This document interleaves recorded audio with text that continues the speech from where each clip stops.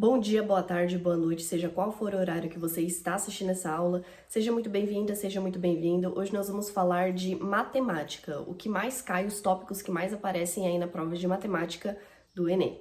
Primeiro, nós vamos começar falando sobre razão e proporção. Agatha, o que são grandezas proporcionais? São grandezas que a variação de uma provoca a variação da outra. Então, por exemplo, assim, se uma dobra de valor, a outra vai dobrar também.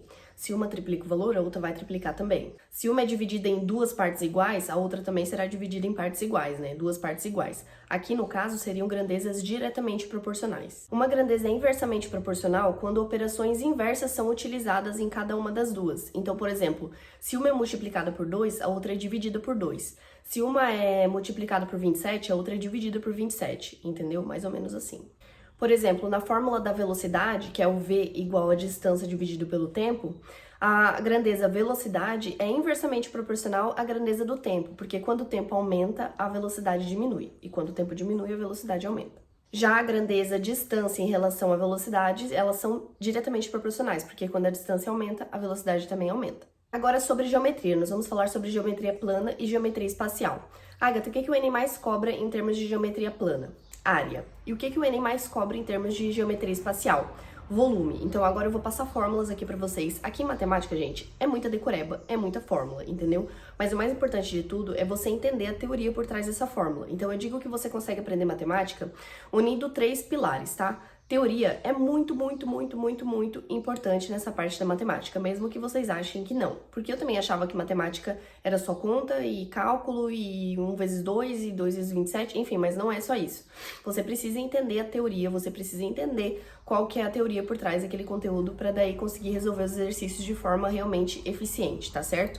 Agatha, beleza. O que eu faço então? Você vai pegar o seu material didático, você vai assistir a aula daquele conteúdo e vai entender a teoria por trás daquele assunto, tá? Esse é o primeiro pilar. O segundo pilar é você decorar as fórmulas, que aqui agora, daqui a pouco, eu vou passar para vocês as fórmulas de geometria, tá? E o terceiro pilar para você aprender qualquer assunto de matemática é você entender os exemplos que o autor te passa ali, tá? No material didático ou numa videoaula que o professor vai passar ali. Esses são os 3 pilares para você aprender matemática do zero, tá? Qualquer assunto, gente, qualquer assunto.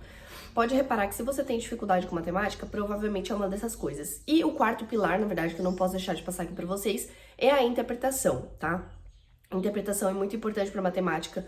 Não importa se você fez esses 3 pilares, se você é um mestre de cálculo, se você não conseguir interpretar a questão de matemática, você não vai conseguir resolver aquela questão.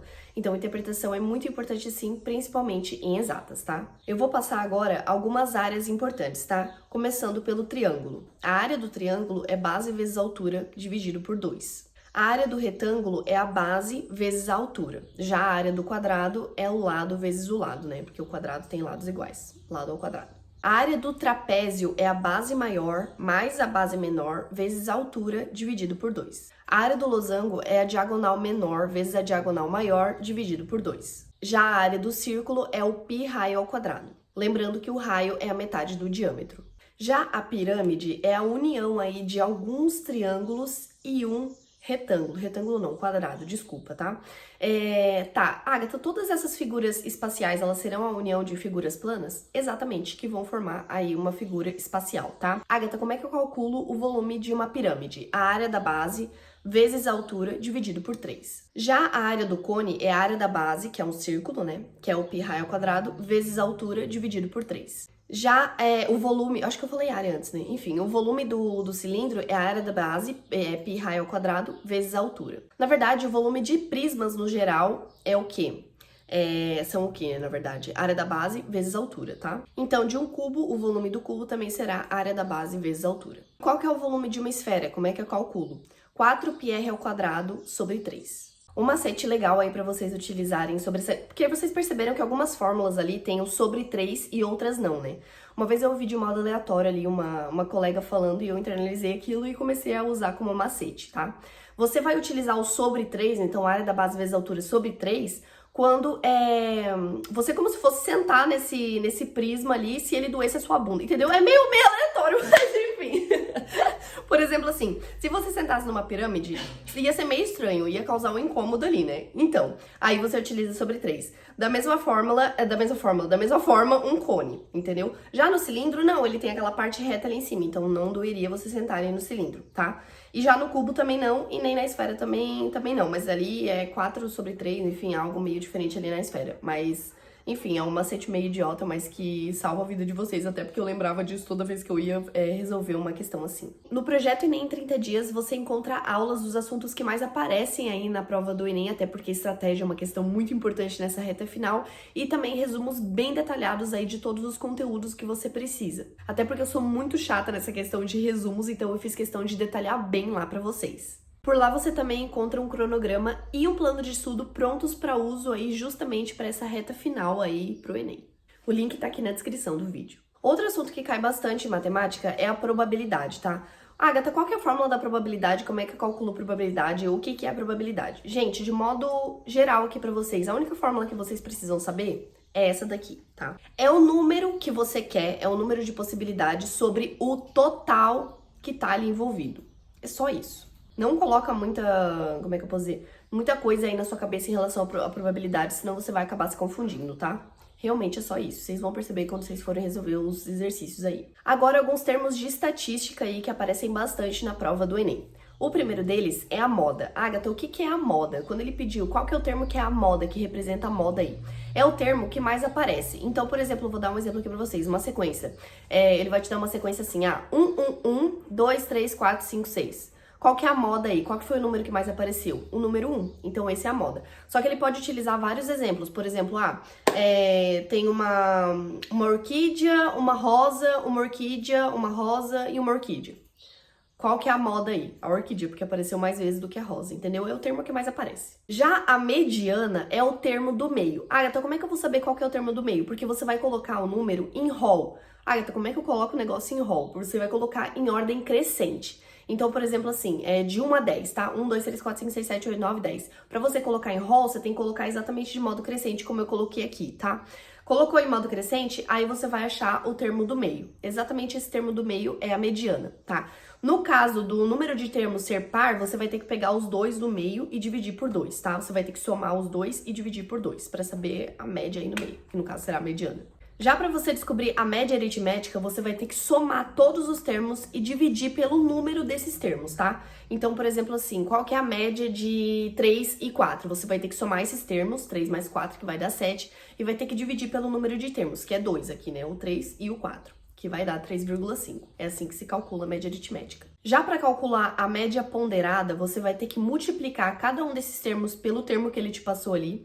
Depois você vai ter que somar tudo isso e dividir. Na área de membros do projeto Enem em 30 dias, eu passo vários macetes de matemática que eu utilizei para tirar quase 900 em matemática no Enem. O link tá aqui na descrição do vídeo. A amplitude também é um conceito que pode vir aí a cair no Enem, que é a diferença entre o maior termo e o menor termo. Eu vou passar a fórmula aqui que já caiu no Enem e que cai de vez em quando, que é sobre o desvio padrão e a variância, tá? Eu vou deixar aqui do lado para vocês como calcular aí o desvio padrão e a variância. Agora, nós temos que falar sobre dois outros conceitos, tá? Função do primeiro grau e função do segundo grau. A gente vai começar falando sobre a função do primeiro grau.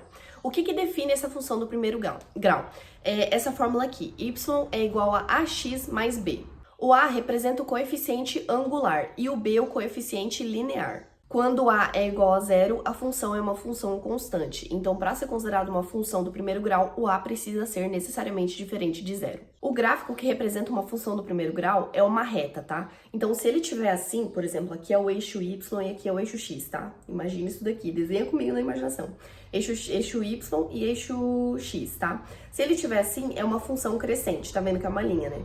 Se ele tiver assim, é uma função decrescente, porque tá descendo. Se ele for decrescente, significa que o a é menor que zero. E se ele for crescente, o a é maior que zero. Uma forma de calcular o coeficiente angular, ou seja, o a de acordo com o gráfico que ele te dá ali, é fazendo a seguinte formulinha, tá? O delta y sobre o delta x. Aí você encontra o a. Agora, sobre a função do segundo grau. Qual que é a fórmula que define a função do segundo grau? Essa daqui. Y é igual a ax ao quadrado mais bx mais c. Agatha, como é que eu encontro o valor de x? Pela fórmula de Bhaskara, tá? Eu divido sempre a fórmula de Bhaskara em duas formulinhas que fica bem mais fácil aí pra resolver. O primeiro delas é pra achar o valor do delta e depois você faz o segundo, que daí sim você vai utilizar esse delta dentro daquela equação pra achar o valor do x, né? Que são dois valores aí. O delta é definido como b ao quadrado menos 4ac. Já o x é definido como menos b mais ou menos raiz de delta sobre 2a.